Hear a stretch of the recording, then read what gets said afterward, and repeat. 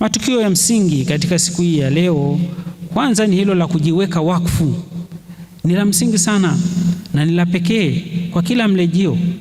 Unajiweka wakfu, kila mwanachama husimama mbele, tutakuja hapa mbele na kugusa sanamu ya mama yetu Bikira Maria, tukisema kwa maneno yale ya Kilatini ambayo yametafsiriwa sasa Kiswahili, kwa ewe Malkia wangu, mimi ni wangu wote na vyote nilivyo navyo ni vyako.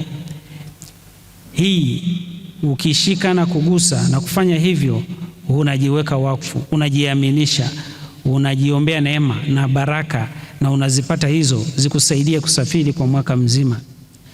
Lakini la pili, lengo la pili la rejeo la kiroho ni kujenga umoja, kupata baraka na nguvu za kiroho kutoka kwa mama Bikira Maria, ambaye yeye anazipata moja kwa moja kutoka kwa Bwana wetu Yesu Kristo, zinapita kwake, tunazipokea sisi ili tuweze kudumu katika utume wetu na kupambana na maovu kwa mwaka mzima.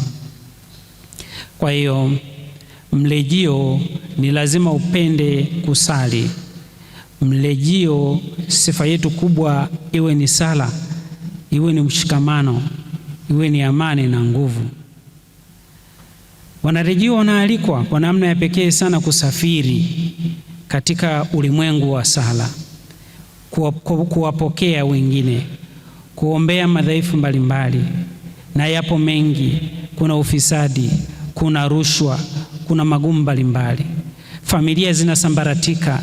Ni jukumu lako wewe na mimi kusimama na kusali kwa ajili hiyo, kumwomba mama yetu Bikira Maria atuombee kwa mwanaye tuyashinde haya.